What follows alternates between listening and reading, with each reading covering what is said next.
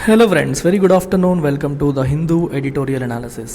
LTX క్లాసెస్లో UPS infinity 60,000 రూపీస్కి, అది కూడా 5,000 పర్ మంత్ పే చేసి జాయిన్ అవ్వడానికి మీకు చివరి అవకాశం, లాస్ట్ ఛాన్స్ అమ్మ. ఆన్లైన్ ప్రోగ్రామ్ ఈ తక్కువ ఫీజులో ఈ నెలాఖరు వరకు మాత్రమే ఉంటుంది. తర్వాత ఫీజు అనేది పెరుగుతుంది. సో 60,000 రూపీస్ ఫీజు కాస్త it is going to become 70,000 from 1st August. So 60,000కి జాయిన్ అవ్వాలంటే మీకు deadline 31st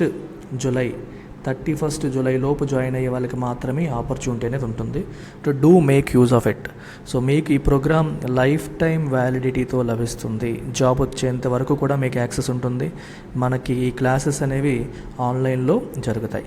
offline interest ఉన్న వాళ్ళకి హైదరాబాద్, వైజాగ్ 2 చోట్ల మన సెంటర్స్ ఉన్నాయి. 2 చోట్ల కూడా ఆఫ్లైన్ క్లాసెస్ దిగ్విజయంగా రన్ అవుతున్నాయి. ఆఫ్లైన్ ఇంట్రెస్ట్ ఉన్న వాళ్ళు ఈ నెంబర్కి మీరు సంప్రదించవచ్చు, కాల్ చేయొచ్చు, డౌట్స్ ఏమైనా క్లియర్ చేయొచ్చు, డెమో అటెండ్ కావచ్చు. ఆఫ్లైన్ డీటెయిల్స్ అన్నీ కూడా మేడం డీటెయిల్గా చెప్తారు మీరు కాల్ చేసినప్పుడు. సో ఇవాళ ఆర్టికల్ డౌన్ హిల్ డ్రైవింగ్ అనే టైటిల్తో మనకు వచ్చింది. సో దేనికి సంబంధించి అంటే మనకి ట్రేడ్ అనేది తగ్గిపోతుంది. ట్రేడ్ వాల్యూమ్స్ అనేవి రోజు రోజుకి తగ్గిపోతున్నాయి. Trade indicates what? Exports and imports. Exports and ఇంపోర్ట్స్ని కలిపి మనం together we call it trade. And ఈ ట్రేడ్లో మనకి గుడ్స్ ఉంటాయి, సర్వీసెస్ కూడా ఉంటాయి, వస్తువులు మరియు సేవలు. ఈ గుడ్స్ని మనం టాంజిబుల్స్ అంటాం, something that you can touch and feel. And services are part of intangibles. మనం టచ్ చేసి ఫీల్ అవ్వలేము, కానీ they are still provided. For example, ఒక సాఫ్ట్వేర్ నీ కళ్ళతో కనిపించదు కానీ రన్ అవుతుంది, అట్లాంటిది ఇంటాంజిబుల్. గుర్తుపెట్టుకోండి కొన్ని పేర్లు. Shrinking trade volumes pose a risk for this year's growth hopes. Trade volumes ఏమవుతున్నాయమ్మా? ష్రింక్ అవుతున్నాయి, అంటే తగ్గిపోతున్నాయి రోజు రోజుకి. ఈ షరింకింగ్ ట్రేడ్ వాల్యూమ్స్ మనకి ఏం చేస్తున్నాయి? They pose a risk for this year's growth hopes. ఈ సంవత్సరం గ్రోత్ గురించి మనం ఎన్నో హోప్స్ పెట్టుకున్నాం, 6.5% పైన ఇండియన్ ఎకానమీ గ్రో అవుతుందని. కానీ వాటికి ఈ ట్రేడ్ వాల్యూమ్స్ తగ్గిపోవడం అనేది ఒక రిస్క్ని పోజ్ చేస్తోంది. ఎందుకంటే మన జీడిపి క్యాలిక్యులేషన్లో C+I+G+X కదా, మరి X ఇండికేట్స్ నెట్ ఎక్స్పోర్ట్స్. మరి ట్రేడ్ వాల్యూమ్స్ తగ్గిపోతే మన జీడిపి తగ్గిపోతున్నట్టే కదా. Yes. After hitting a record $775 billion in 2022-23, India's exports are off to a rocky start this year. Last year we did exceptional numbers. $775 billion business అంటే ఈ trade అనేది జరిగింది last year.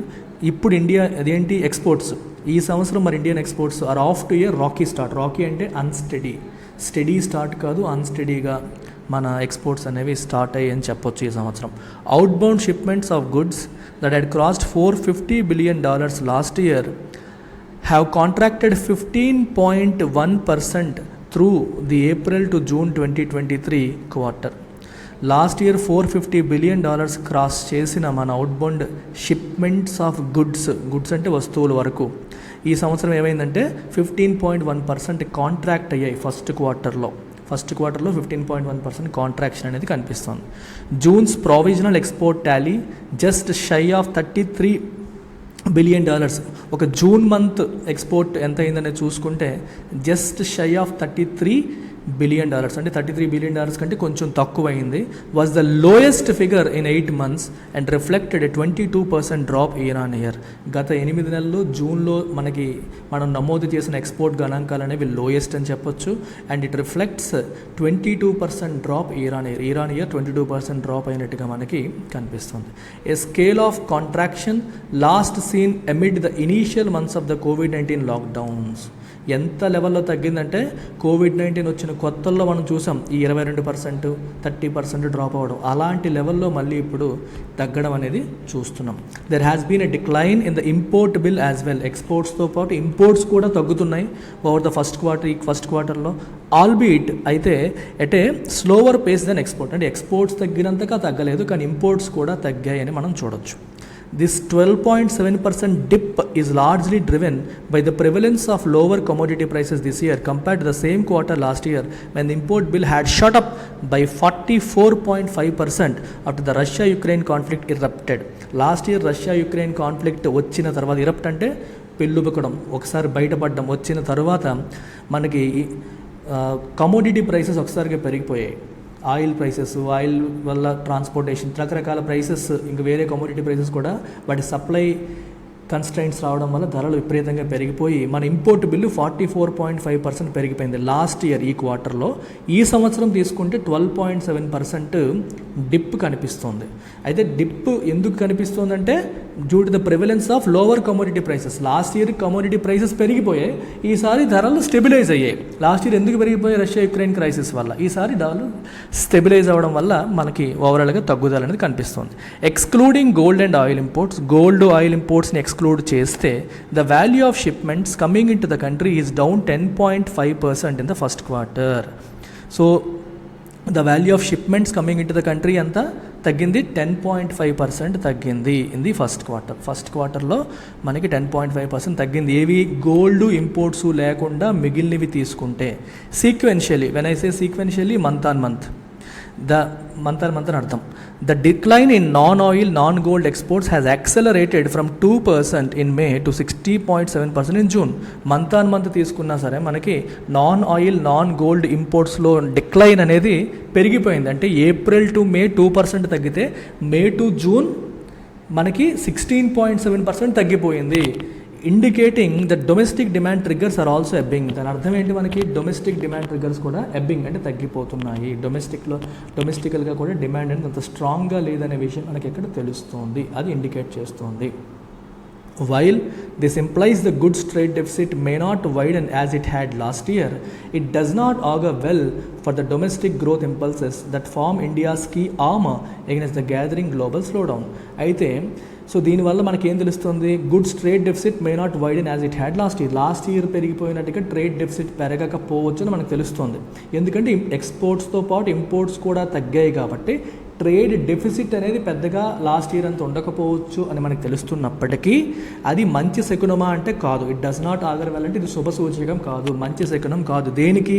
For domestic growth impulses that form India's key armour against the gathering global slowdown. ప్రపంచవ్యాప్తంగా slowdown అనేది వస్తుంది, అయినప్పటికీ దాన్ని ఎదుర్కోగలిగే capacity మనకి ఎక్కడి నుంచి వస్తుంది? Domestic demand. భారతదేశంలో పీపుల్ ఎక్కువగా ఉన్నారు. సో మన దేశం గ్రో అవ్వాలంటే ఎక్స్పోర్ట్స్ మీద ప్రధానంగా ఆధారపడాల్సిన అవసరం లేదు. మనకి డొమెస్టిక్గానే డిమాండ్ ఎనఫ్ ఉంటుంది. అంటే మన వాళ్ళు చాలా ఎక్కువ కన్జ్యూమ్ చేస్తారు, దాని నుంచే మనం గ్రో అవుతామని మన వాళ్ళు చెప్పేవాళ్ళు. మరి ఇంపోర్ట్స్ తగ్గుతున్నాయంటే అర్థం ఏంటి? ఒక వస్తువును మనం ఇంపోర్ట్ చేసుకుంటున్నాము, ఇంపోర్ట్స్ తగ్గుతున్నాయంటే అర్థం ఏంటి? ఇంపోర్ట్స్ని ఎవరు కన్జ్యూమ్ చేస్తారు? మన వాళ్ళే కదా. ఎక్స్పోర్ట్ అంటే మనం బయట దేశాలకు పంపిస్తాం, వాళ్ళు కన్జ్యూమ్ చేస్తారు. ఇంపోర్ట్స్ ఎవరు కన్జ్యూమ్ చేస్తారు? మన వాళ్ళే.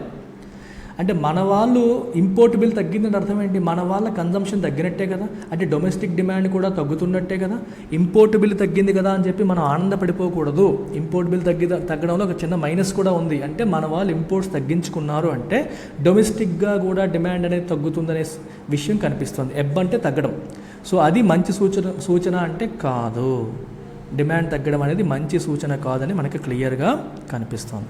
Services exports are still growing but at a far more sombre pace. Services exports అనేవి పెరుగుతున్నాయి కానీ డల్ పేస్, స్లోగా పెరుగుతున్నాయి. విపరీతంగా ఫాస్ట్గా పెరిగే పరిస్థితి కనిపించట్లేదు. That IT majors who drive most of these intangible exports, మీకు ఇందాక చెప్పాను సర్వీసెస్ అనేవి ఇంటాంజిబుల్స్లోకి వస్తాయి, ఇన్విజిబుల్స్లోకి ఇంటాంజిబుల్స్లోకి వస్తాయి. You can't touch them and feel them but you can experience them. You can't touch them but you can experience them. ఈ intangible ఎక్స్పోర్ట్స్ని ఎక్కువగా drive చేసేవేవి? ఐటీయే కదా. మనకి సాఫ్ట్వేర్ ఎక్స్పోర్ట్స్ ఎక్కువ జరుగుతాయి. They have been tentative or decidedly downcast about their earnings guidance for this year. ఈ software companies ఏం చేస్తాయంటే results declare చేసినప్పుడు, ఫస్ట్ క్వార్టర్ రిజల్ట్స్ ఇచ్చేటప్పుడు ఇయర్ మొత్తానికి ఎంత ఉండబోతోంది అని చెప్పి ఒక గైడెన్స్ ఇస్తాయి. గైడెన్స్ అంటే ఎంత ఉండబోతోంది సంవత్సరం, రెవెన్యూ ఎంత గ్రో అవబోతోంది లేదా రెవెన్యూ ఎంత తగ్గబోతోంది అని చెప్పేసి వాళ్ళ ఆప్టిమిజం లేదా పెసిమిజం లేదా realism what ever it is వాళ్ళు ఎక్స్ప్రెస్ చేస్తారు. అయితే ఈ సంవత్సరం టీసీఎస్ కానీ ఇన్ఫోసిస్ కానీ వాళ్ళ యొక్క రెవెన్యూ గైడెన్స్ మీరు ఒకసారి గమనిస్తే, నెక్స్ట్ 1 ఇయర్లో ఎంత ఉండబోతుందని వాళ్ళు చెప్తున్న గైడెన్స్ అనేది గమనిస్తే అది ఎలా ఉందంటే అంత గొప్పగా లేదు, టెంటేటివ్గా ఉంది. వాళ్ళు స్ట్రాంగ్గా సాలిడ్గా చెప్పలేకపోతున్నారు అండ్ డిసైడెడ్లీ డౌన్ కాస్ట్, లేకపోతే గైడెన్స్ తగ్గించి చెప్పే పరిస్థితి అనేది కనిపిస్తుంది. This indicates the tide may get worse. ఇది దేన్ని ఇండికేట్ చేస్తుంది? పరిస్థితులు ఇంకా దిగజారవచ్చు అనే విషయాన్ని ఇండికేట్ చేస్తున్నాయి. Frail global demand may not just impact trade flows. Frail అంటే వీక్. ఈ గ్లోబల్ డిమాండ్ అది వీక్గా ఉండడం అనేది ట్రేడ్ ఫ్లోస్ని ఇంపాక్ట్ చేయడమే కాదు, but also hurt foreign direct ఇన్వెస్ట్మెంట్స్ని కూడా హర్ట్ చేయొచ్చు, ఎఫ్డిఐని కూడా హర్ట్ చేయొచ్చు అని చెప్తున్నారు. ఫారిన్ డైరెక్ట్ ఇన్వెస్ట్మెంట్, స్టాక్ మార్కెట్స్లో పెట్టేది, నార్మల్గా స్టాక్స్లో బాండ్స్లో పెట్టేదాన్ని ఫారిన్ పోర్ట్ఫోలియో ఇన్వెస్ట్మెంట్ అంటాము. డైరెక్ట్గా మన బిజినెస్లో పెట్టేది, ఫిజికల్గా ల్యాండ్ కొని లేదా వేరే బిజినెస్తో వాళ్ళు చెయ్యి కలిపి టెక్నాలజీ షేర్ చేసుకొని లాంగ్ టర్మ్ గేమ్ ఆడడానికి వస్తే దాన్ని మనం ఫారిన్ డైరెక్ట్ ఇన్వెస్ట్మెంట్ అని చెప్పి అంటాం. అది కూడా తగ్గవచ్చు అంటున్నారు. Even as titling monetary policies could ఎగ్జాసర్బేట్ financial market volatility. ఒకవైపు మానిటరీ పాలసీస్ ఎలా ఉన్నాయి, టైటన్ అవుతున్నాయి. ఎందుకు? ఇన్ఫ్లేషన్ని అదుపు చేయడం కోసం ప్రపంచవ్యాప్తంగా సెంట్రల్ బ్యాంక్స్ అన్నీ కూడా టైటనింగ్ మానిటరీ పాలసీ ఫాలో అవుతున్నాయి, విచ్ మీన్స్ వడ్డీ రేట్లని పెంచుతున్నాయి. ఇన్ఫ్లేషన్ అదుపు చేయడం కోసం వడ్డీ రేట్లని పెంచడం వల్ల కాస్ట్ ఆఫ్ ఫండ్స్ అనేది పెరిగిపోతుంది. అప్పు తీసుకోవాలన్నా ఏం చేయాలన్నా ఫండ్స్ యొక్క కాస్ట్ అనేది బాగా పెరిగిపోయే పరిస్థితి అనేది వస్తుంది. దానివల్ల మార్కెట్స్ ఒత్తిడికి గురయ్యే సిచ్యువేషన్ మనం చూస్తాం. ఎగ్జాసర్బేట్ అంటే మేక్ సంథింగ్ వర్స్, ఈ వాలటైలిటీ ఇంకా వర్సన్ అయ్యే పరిస్థితి కూడా కనిపిస్తుంది. ఇవన్నీ negatives. As the finance ministry noted recently, if these trends deepen, ఒకవేళ ఈ ట్రెండ్స్ ఇంకా ఎక్కువ అయితే the 6.5% growth hopes for the year could verbal. మనం 6.5% గ్రోత్ సాధిస్తామని హోప్ పెట్టుకున్నాం, ఆ హోప్ అనేది వర్బల్ షేక్ అవ్వచ్చు అని అర్థం. But retail sales in the UK have improved in June. అయితే కొన్ని పాజిటివ్ సైన్స్ ఏంటంటే మనకి రిటైల్ సేల్స్, జూన్లో రిటైల్ సేల్స్ అనేవి ఇంప్రూవ్ అయ్యాయి, ఆల్దో ఫ్రాక్షనల్లీ, కాకపోతే కొంచెమే ఇంప్రూవ్ అయ్యాయి, ఎక్కువ కాదు. ఫ్రాక్షనల్ ఇంప్రూవ్మెంట్ అనేది మనకు కనిపించింది.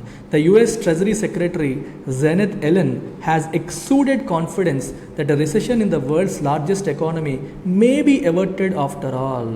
US treasury secretary Janet Yellen ఏం చెప్పారు? ఎక్సూడ్ అంటే ఎగ్జిబిట్ చేయడం, బయటికి చూపించడం. ఏం ఎగ్జిబిట్ చేశారంట? కాన్ఫిడెన్స్ని, నమ్మకాన్ని ఎగ్జిబిట్ చేశారు. ఏమని? That a recession in the world's largest economy. World's largest economy ఏది ఇప్పుడు? యుఎస్లో రిసెషన్ అనేది మేబీ అవర్టెడ్ ఆఫ్టర్ ఆల్. మనం అవాయిడ్ చేసినట్టుగానే కనిపిస్తున్నాము, ఆల్రెడీ మనం అవాయిడ్ చేసినట్టుగానే కనిపిస్తున్నాము అని చెప్తున్నారు. రిసెషన్ అంటే అర్థం ఏంటమ్మా? వరుసగా రెండు క్వార్టర్స్ ఏంటి? నెగిటివ్ గ్రోత్ డిస్ప్లే చేయడం. Inflation numbers have eased in Europe and the US, triggering hopes of interest rate pauses instead of further tightening to throttle demand and activity. Inflation numbers కూడా మనకి యూరోప్లోను యూఎస్లో ఏమయ్యాయి? ఈజ్ అయ్యాయి, అంటే తగ్గాయి. Inflation యూరోప్లో యూఎస్లో 9% దాటిపోయింది, అది మళ్ళీ తగ్గి కంట్రోల్లోకి వచ్చేసింది. సో కాబట్టి మనకి హోప్స్ అనేవి ట్రిగ్గర్ అయ్యాయి. ఏమని?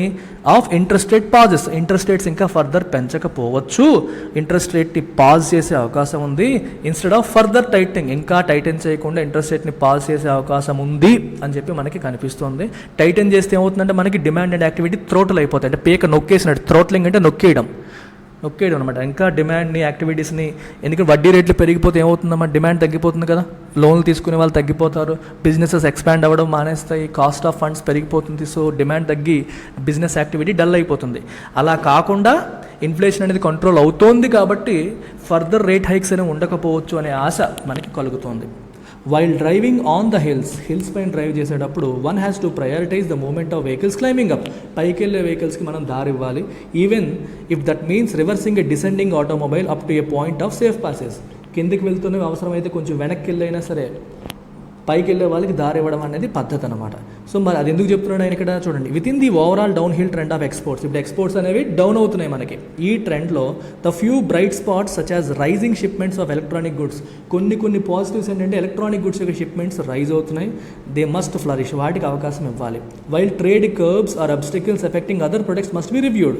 వేరే ప్రొడక్ట్స్ ఎక్స్పోర్ట్స్ని దెబ్బతీస్తున్న కర్బ్స్ అంటే నియంత్రణలు, అబ్స్టికల్స్ అంటే మనకి అడ్డుగోడలు ఏవైతే ఉన్నాయో వీటన్నిటిని మనం రివ్యూ చేయాలి. ఎందువల్ల ఎక్స్పోర్ట్స్ దెబ్బతింటున్నాయి అనేది మనం అబ్జర్వ్ చేసి వాటిని ఆ అడ్డుగోడని తొలగించే ప్రయత్నం చేయాలి. Indian policy maker should redouble efforts to improve competitiveness vis a vis rivals such as Vietnam. మనకి వేరే కంట్రీస్తో పోటీ ఉంది, వియత్నాం లాంటి కంట్రీస్తో, వాళ్ళతో మన ఎక్స్పోర్ట్ కాంపిటేటివ్నెస్ ఏమైనా తగ్గుతుందా, మన ప్రొడక్ట్స్ వాళ్ళకంటే వీక్ అవుతున్నాయా, మన పాలసీస్ ఏమైనా ఎక్స్పోర్ట్ ఫ్రెండ్లీగా లేవా అనేది రివ్యూ చేసుకోవాలి. విజావిజ్ అంటే ఇన్ రిలేషన్ టు, రైవల్స్ అంటే ప్రత్యర్థులు. సో వాళ్ళతో మనం ఇంకేమైనా ఇంప్రూవ్ చేసుకోవాలనే విషయంలో ఎఫర్ట్స్ అనేవి రీడబుల్ చేయాలి. And keep a close watch and divergent trends in different మార్కెట్స్లో ట్రెండ్స్ ఏంటనేది కూడా అబ్జర్వ్ చేయాలి. మన దేశంలో మనం ఏం చేస్తున్నాం అనేది సరిపోదు, బయట దేశాల వాళ్ళు ఏం చేస్తున్నారు, అక్కడ ట్రెండ్స్ ఎలా ఉన్నాయి, మనకు ఒకవైపు మన ఎక్స్పోర్ట్స్ తగ్గి అదే టైంలో వేరే కంట్రీలో అదే ప్రొడక్ట్ ఎక్స్పోర్ట్స్ పెరుగుతున్నాయి అంటే మన మార్కెట్ని వాళ్ళు తీసేసుకుంటున్నారు అంటే వాళ్ళ ప్రొడక్ట్స్ మనకంటే బెటర్గా ఉన్నాయి అనే మీనింగ్ అనేది వస్తుంది. Is that everyone? ఇది మీరు గుర్తుపెట్టుకోవాల్సిన అంశం. Okay, to help exporters capture incremental even ఈ fractional global demand. So global డిమాండ్ని మనం క్యాప్చర్ చేయాలంటే వేరే దేశాల్లో ఏమవుతుంది అనేది కూడా మనం అబ్జర్వ్ చేసి దాన్ని క్యాప్చర్ చేయడానికి ప్రయత్నం చేయాలి. Keep that in mind. And English improve చేసుకోవడం కోసం ఎవరైతే మన ఎడిటోరియల్ అనాలిసిస్ ఫాలో అవుతున్నారో you can join my English infinity course. ఈ కోర్స్లో అన్ని కాంపిటేటివ్ ఎగ్జామ్స్కి సరిపడా కంటెంట్ నేను కవర్ చేస్తాను. ఆల్రెడీ చాలా వీడియోస్ ఉన్నాయి, నేను చాలా క్లాసెస్ చెప్పాను, చాలా వీడియోస్ ఉన్నాయి. వీటిలో మనకి వొకాబులరీ క్లాసెస్ వస్తాయి, గ్రామర్ క్లాసెస్ టచ్ అవుతాయి, పేపర్ ఎక్స్ప్లెనేషన్స్ టచ్ అవుతూ ఉంటాయి. అన్నీ చాలా వరకు చెప్పాను. రికార్డింగ్స్ చూడొచ్చు, మీరు లైవ్ వచ్చే క్లాసెస్ కూడా మీరు అటెండ్ కావచ్చు. సో మంచి ఆపర్చునిటీ ఉపయోగించుకోండి. ఈ నెంబర్కి కాంటాక్ట్ చేయండి. Take care, bye.